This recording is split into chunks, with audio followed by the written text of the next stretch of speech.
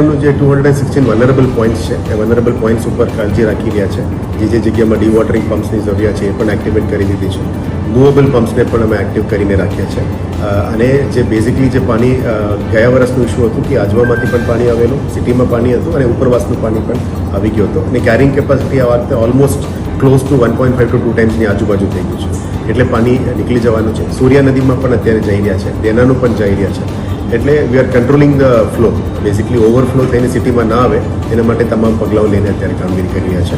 આશા રાખીએ કે આ વખતે આવું ઇસ્યુઝ ના થાય, એના માટે કોર્પોરેશન તરફથી પણ તમામ પ્રક્રિયા અમે હાથ ધરવામાં આવી છે. આ વખતે જે કેચ ધ રેઇન પ્રોજેક્ટ અંતર્ગત જે તળાવની ઊંડો કરવાનું, ખોળો કરવાનું કામગીરી કરવામાં આવી છે, લગભગ અમને પ્રતાપપુરા, આજવા સિવાયનું પણ તમામ ખાસોને પણ પહોળો કરવાનું અને ઊંડો કરવાનું કામગીરી કર્યું છે. વિશ્વામિત્રીમાં પણ આ જ રીતે જે કામગીરી કરી છે, જેનાથી આપણે 700થી ઉપર કેરિંગ કેપેસિટી લઈ ગયું છે. લગભગ 1100નું કેરિંગ કેપેસિટીનો વિડ્થ છે.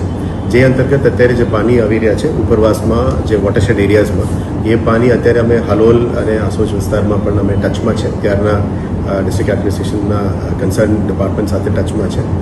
હાલ આપ જોઈ શકો છો કે જે ઉપરવાસમાં જે પાણી પડી રહ્યા છે એ વોટરશેડમાંથી સીધો વડોદરામાં આવવાની છે.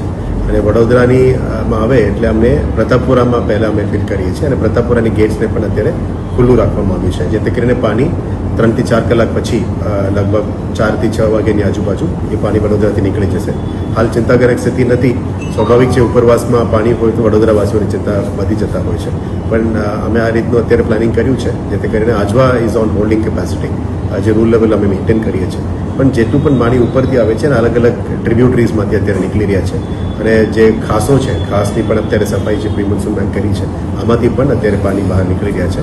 અને આજનું વાત કરીએ તો આજવામાં લગભગ 9 mm થયું છે.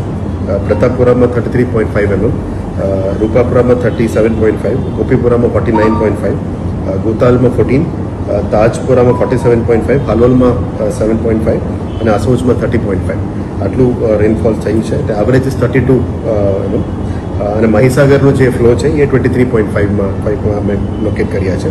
વડોદરા સિટીની વાત કરીએ તો લગભગ સાઉથ ઝોનની અંદર બધા